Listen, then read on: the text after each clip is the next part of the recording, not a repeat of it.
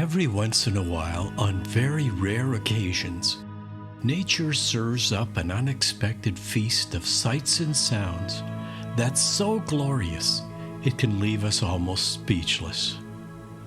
If you're one of those lucky few who happen to be in just the right place at just the right time to witness such a spectacle, it's something you'll remember for the rest of your life.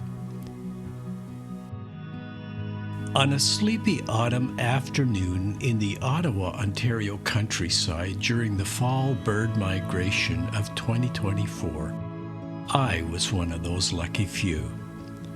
The scene was a picture of peace and tranquility all across the beautiful farmland in this French-Canadian community an hour east of Ottawa. Hundreds of migrating Sandhill Cranes, Canada geese, and ring-billed gulls had landed overnight and were quietly resting and eating in several groups across the landscape, when suddenly it was like someone rang a bell and announced, "Let the party begin."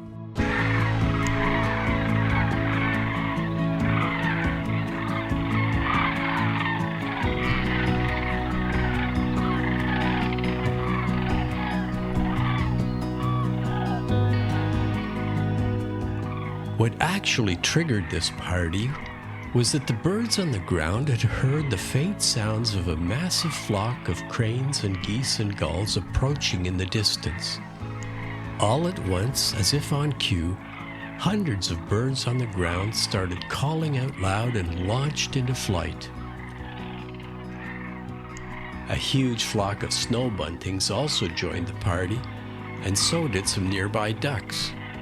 And even a local coyote got into the act. In less than a minute, a graceful, swirling mass of birds filled the sky, calling and singing and flying in ways that seemed to me like they were clearly having a good time. It looked like a huge, happy, welcoming committee had gone up to meet and greet the new arrivals to the local rest stop. This was a wow moment for me like no other.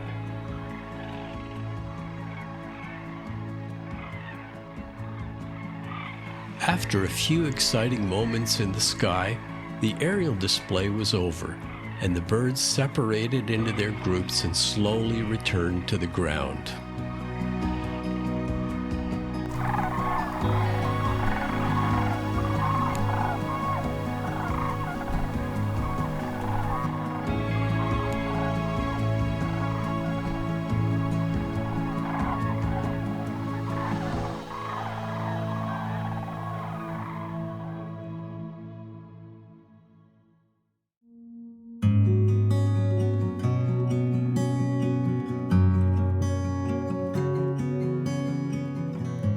Things got pretty quiet in the sky after that, so I spent the rest of the afternoon observing, recording, and enjoying the interactions and behaviors of these graceful giants. Unfortunately, the cranes were on private property more than 1,000 feet away from where I was standing, with no possibility of me getting any closer. To make things even worse, it was a bright, sunny day, so the air turbulence coming up from the warming ground was terrible.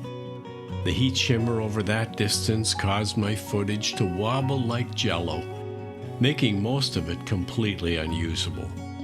However, I knew this might be my only chance to see and film these birds for years to come, so I made the most of it, wobbles and all.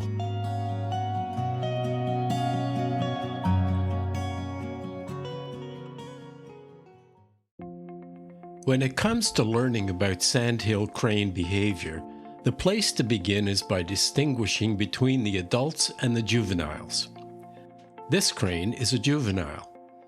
Even though it's nearly as large as many adults, it's missing the bright red skin patch on its forehead that's the characteristic mark of all adult Sandhill cranes. It gets this patch by the end of the second year. After 9 or 10 months, juveniles leave their parents and join up with other juveniles in loose, non-breeding groups that forage, roost, and travel together. Here's a group of a dozen or so. Here's another group of youngsters with one adult in their midst, apparently bossing them around for some reason.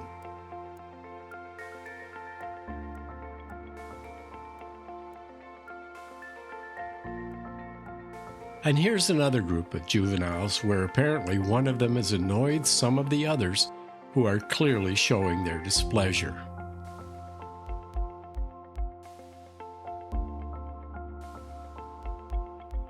Another interesting behavior I saw that day happened in this group, which I euphemistically call the choir. These large, mature adults look like they're happily singing together in a group, but actually what's going on is called antifonal calling, which is a way of displaying dominance and establishing hierarchy. The session soon falls apart with several aggressively pecking each other. Definitely not a choir.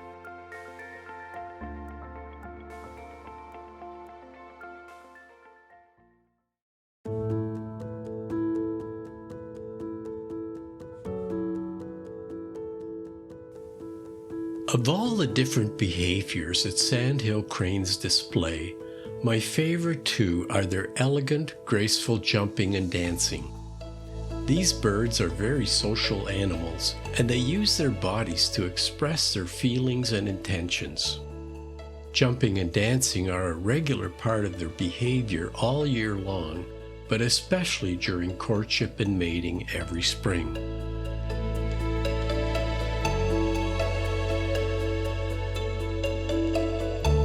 Sandhill Cranes have some very impressive dance moves, including head bowing and body crouching, jumping high in the air and twirling around, touching each other's beaks back and forth, running and circling one another, flapping their wings, and picking up sticks and clumps of grass and tossing them into the air.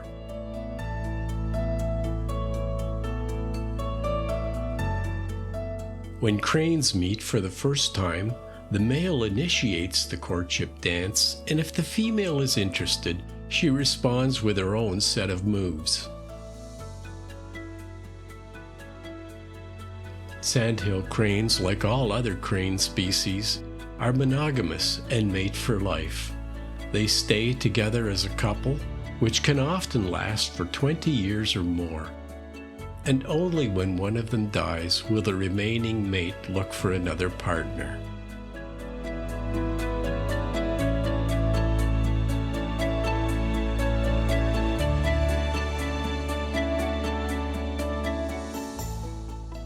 While the best and longest dances are seen in the springtime, crane couples jump and dance throughout the year to renew and strengthen their pair bonds.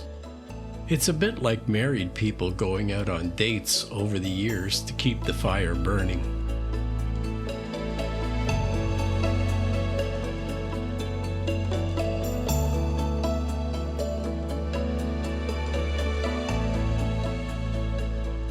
All cranes, young and old, not just mating couples, do a lot of jumping throughout the year, especially in crowded circumstances like during the migrations.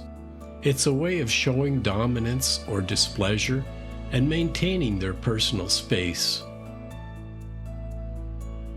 But sometimes it's simply just playful behavior.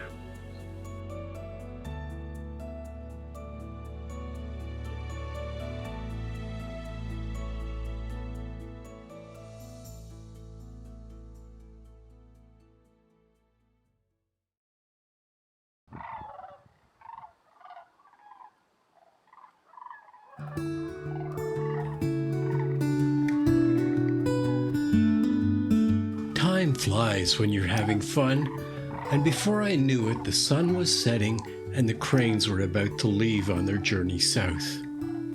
Based on the sheer size and noise of the party earlier that day, I was expecting hundreds of cranes to launch into flight all at once, making a huge cacophony of calling and honking sounds. But instead, small groups of birds of about 5 to 30 individuals quietly took to the skies one after another, with very little calling going on. In less than 20 minutes, they were all gone. The whole scene was wonderfully peaceful and a perfect ending to a fabulous day.